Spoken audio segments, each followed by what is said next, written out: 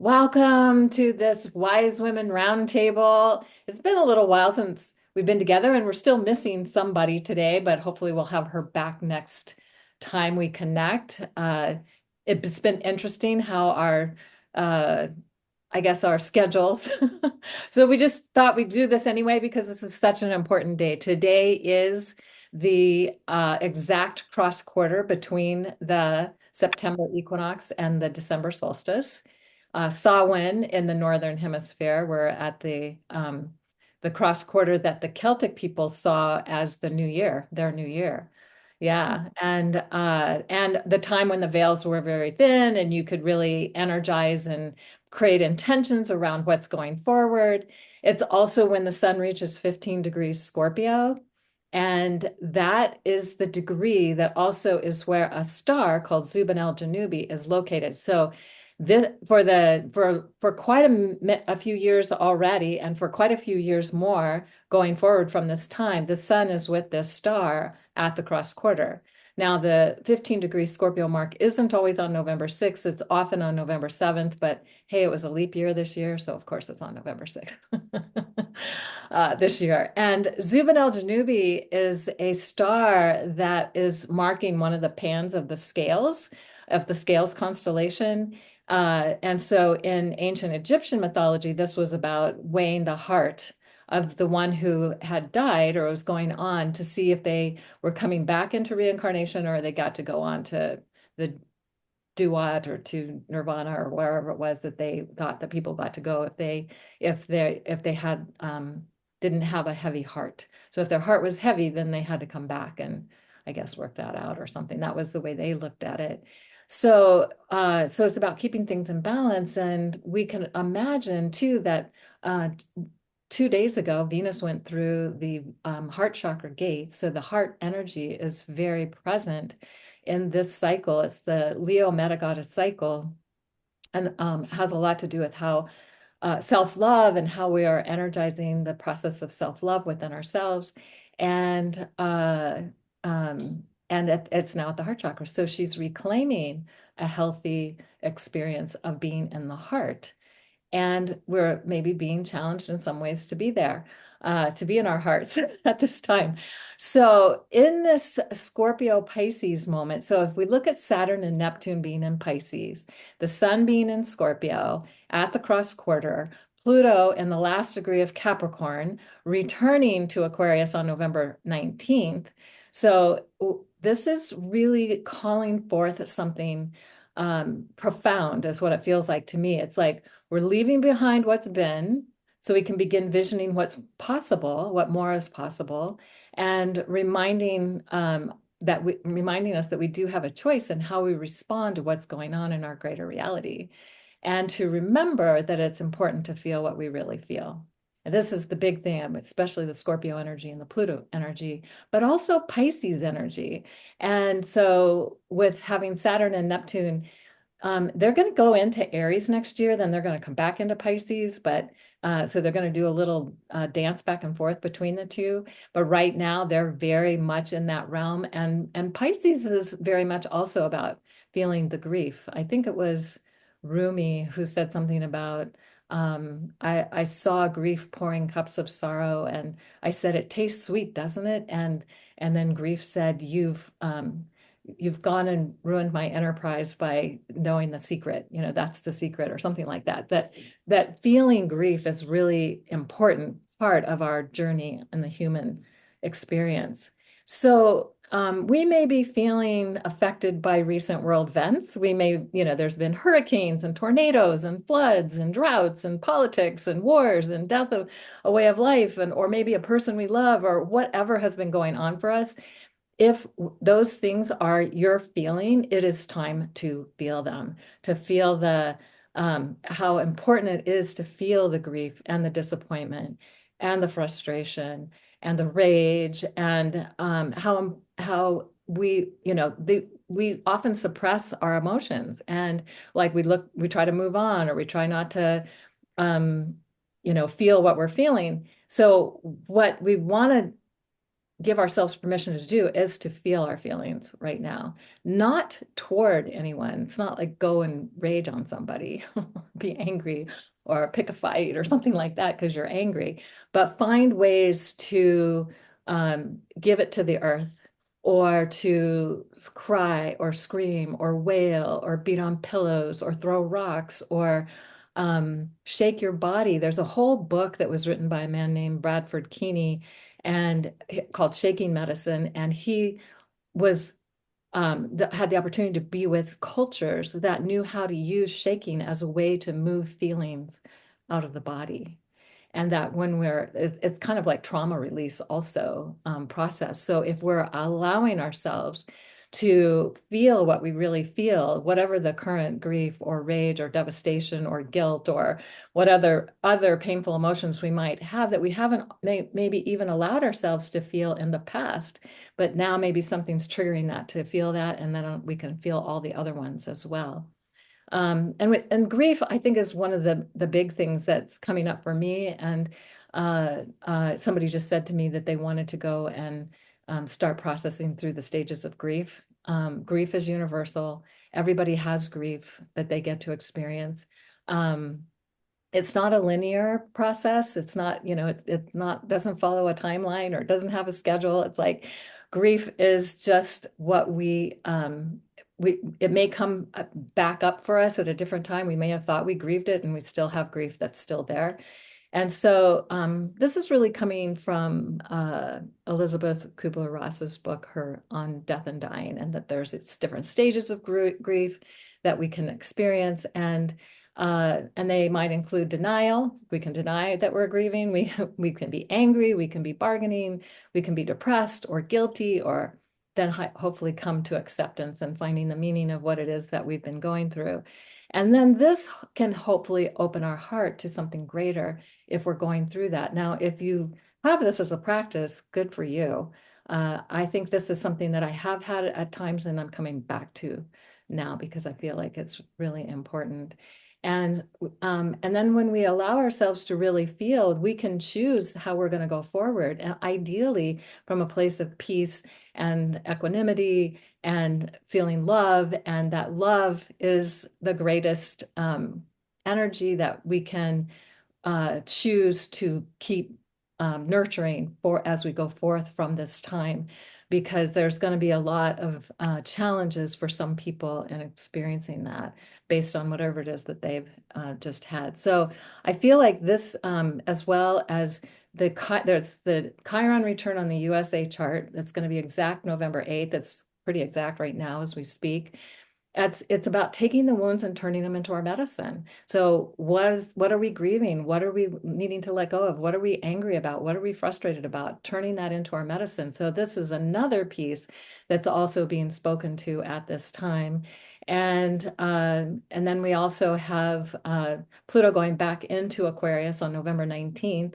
So, leaving the Capricorn realm that it's been in for the last 16 years, and the dismantling of the old structures, and maybe so that we can have something new come in with new visions and possibilities as Pluto makes its final step into Aquarius for the next 20 years. So that's a big piece that's happening. We also have a Pisces, Taurus full moon, another big full moon. It's super close to the Earth. It's going to have a big impact. Uranus is right there. Unexpected events that happen that take us in new directions that we weren't necessarily planning on, but ideally for the purpose of creating a world that we want to live in.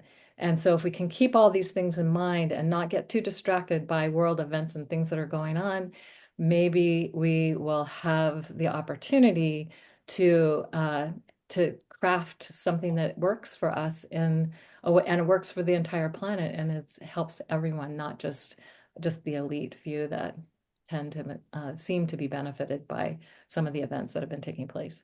So with that, I'm going to turn this over to Sara.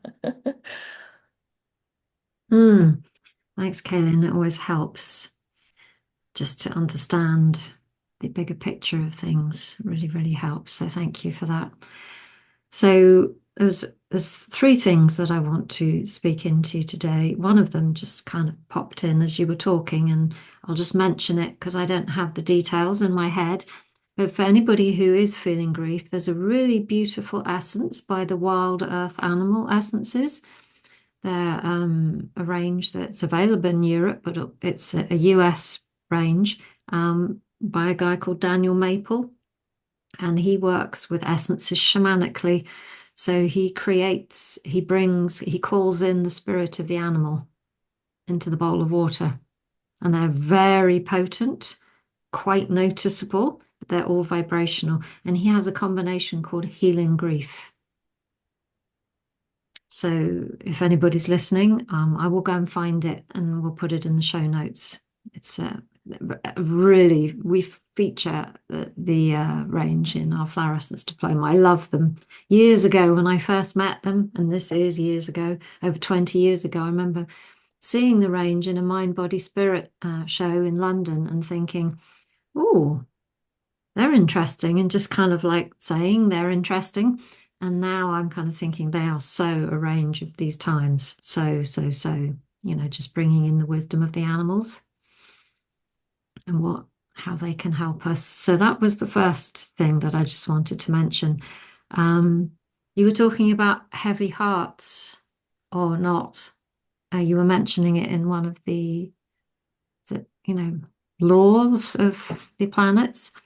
And last week I was facilitating a how to create your own alchemical essence experience all week long, and we made some fabulous essences together.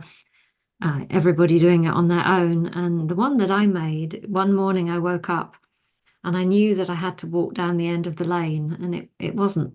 It's not very far, but it wasn't like the most practical thing on earth for me because of the day I had. And so I went down there anyway, and I knew I was, you know, wanting to create an essence. And I got about halfway and I thought, oh, I think I might turn around. And it was like, no, you have to go down the end of the lane. And when you go down the end of the lanes here, there's nothing down the lanes. It's just like, it wasn't that I was going to meet somebody. I got down there and it's a kind of dead end that looks onto the estuary. And all of a sudden, I turned and I saw a whole load of borage that was growing in the vines. And as I looked at it, I started to feel quite emotional, when you get teary, but it's good tears. And so I ended up creating essence with borage. But the reason I mention that is because borage is to lighten the heart. Works because, yeah, for grief, whatever it is, I can certainly feel into that one for my own self, from life experiences. It feels quite heavy in me sometimes, all of that energy.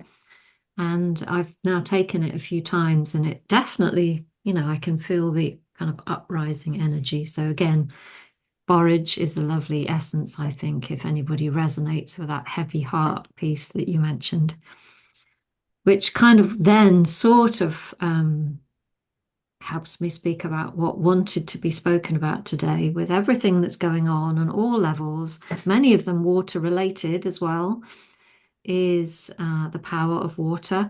Now, I guess I work with water quite a lot in my essence work. And last week, while we were creating essences, I was guided to speak into the work done by a couple of people who've done some amazing work with water. The first one is, you may have heard of, I don't know, Kaylin and Nelly, you know of Masaru Emoto? Do you know of his work, the Japanese scientist? He's in spirit now. He did a lot of work with putting what the very basic experiments were. He was a scientist. He would take a bottle of water and then write a label, so things like love and hate and grief and joy, and he would stick that to the bottle, freeze it, and then look at the crystals. And if you just look up, anybody watching, if you haven't heard of Emoto, it's Emoto, and all the different work they did, praying over water and then photographing the crystal up, and then freezing the water and photographing them. And then the same with, water that comes out of our taps, looking at the crystals that are formed. It's like really interesting. And that now there's a lady called Veda Austin Veda, and Austin, as normally spelt. And she's a lady from New Zealand, a younger lady who seems to be kind of like not taking over, but like riding the wave of what he did.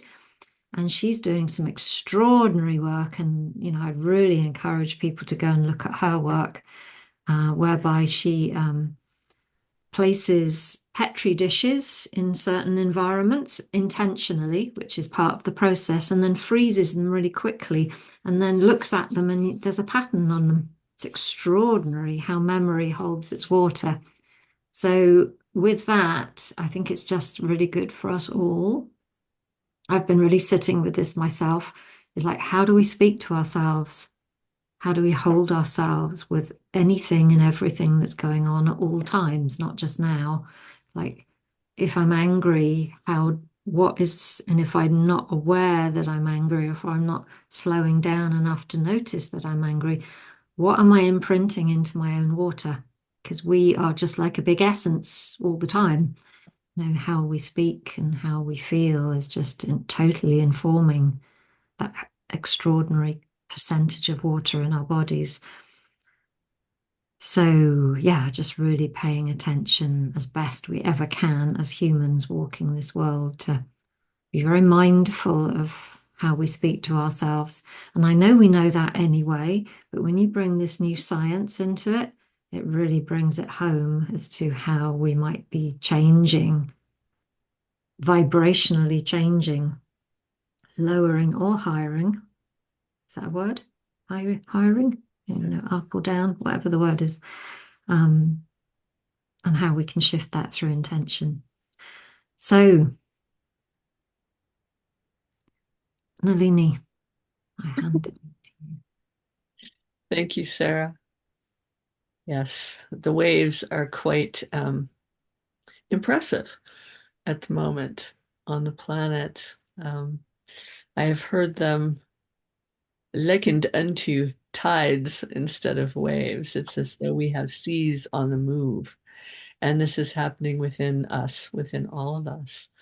Um, Today's sound alignment being Celtic New Year always speaks to me and brings up images in nature of oak, which tends to be the guardian of high summer, but also the roots delve down into the planet and connect with the root systems of the entire planet. And it's interesting because there's a very nurturing, nourishing aspect to these cross quarters, even though technically speaking, this is a fire alignment and is celebrated that way. There is the water element that supports that, that quickens it, and that comes from that deep, deep rooting. And there's a symbol in the Celtic lands, in Ireland in particular, the Dara root. There's a knot, and it's meant to resemble the roots of the oak tree, and it has 4 quadrants, which has been one of the things I have felt for the last 2 years or so that we've been doing this, where because it has 4 quadrants, that element of 4 stabilizes wisdom. It stabilizes a flow of wisdom and unifies it. And what's deeper beneath that is a trinity, and it's what comes through these alignments. So it's interesting that there are 3 of us today. Um, I wouldn't I wouldn't say it means one thing or another, but there are these different alignments that go very deeply into planetary architecture at the higher dimensional levels and what flows through them. Is it only energy? Well, everything is only energy, and only is a weird word to use in conjunction with that term.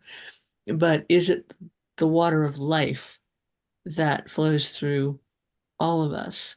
And this juxtaposition in the world right now, like for me, it's interesting because we have the Mars Pluto opposition. Mars is going through Cancer. It's going to be doing that for a while, and I have a Cancer sun. And so, am I feeling it? Oh, yeah, a little. But it's interesting to feel these things at a deep, deep, deep level, deeper than ever, which is what we're all being asked to do. And also have them just sort of skim the surface like water bugs. I mean, really just it's a very interesting thing to be held in an alignment that is centered through all of that, that cuts through everything, every level, every dimension, every experience, if we can allow ourselves the stillness, like what both of you are talking about, to go in and really feel what's going on. And it's interesting because um, I've had a lot of experiences. Partly it's the jet lag at the moment, but experiences of the tears coming up. And what I know to be true about grief, see, here they are again. What I know to be true about grief is that grief is love that has nowhere to go. So we are, this will stop in a minute. So we are transforming stuck love, and it's a weird way to put it, but love that has been jammed, stuck, crystallized into maybe not so great patterns in the flow of things, and now has to break free. But it doesn't really have to break free if we let it soften, let it be nurtured and nourished and supported and felt. I mean, how many times have we begun to express tears of joy in our life and they feel like grief and we can't really tell the difference? Well, that's all conditioning, that's imprinting. And that's where the celestial beings, the nature essences help us because they don't have that imprinting. They go right to the quick of whatever it is that's going on. And yes, this is a huge heart opening, heart expression, heart healing. It's going to be different and in all various flavors for each of us, but it's rooted deeply in this transformation that's going on our planet. As I just flew into the US, it was very obvious to me that there's just this anvil sitting on the energy that's all roiling and wants to be expressed, not suppressed. And it's up to us, each of us, to not just say no to that, not, as Kaylin was saying, push it away. This is more of a, you don't have to let it go through your body. That's not a great idea either right now, but let it go through the part of your field that knows how to process something when it's changing. We are metamorphosizing, if that's a word, in place. And all of this is shifting us like nano moment by nano moment at the cellular level.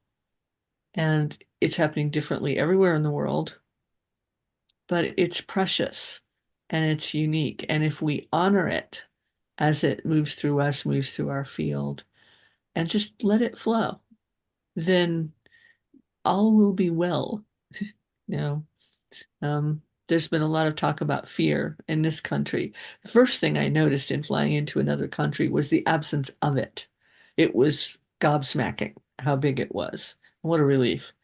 What I noticed, remembered coming back in, is we have that acronym that sort of makes it more palatable. Fear is false evidence appearing real. That's nice. Pat it on the head and ignore it. Well, we can't now. And the other one is forgetting that everything is all right. And it's not that the pain or the stuff that's coming unstuck was ever okay, but it was. It just was. And it doesn't have to be now.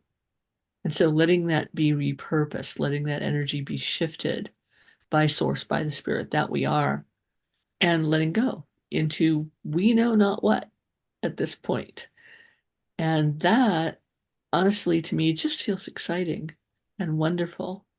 And letting the rest of it move and letting it go, well, maybe that doesn't feel great all the time.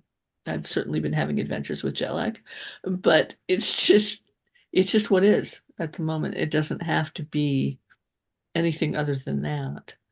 And so letting the flow, the water, the cosmic currents, the cosmic alignments, letting the flow help us, support us, accept what's going on and move with it and through it, then we are these tides.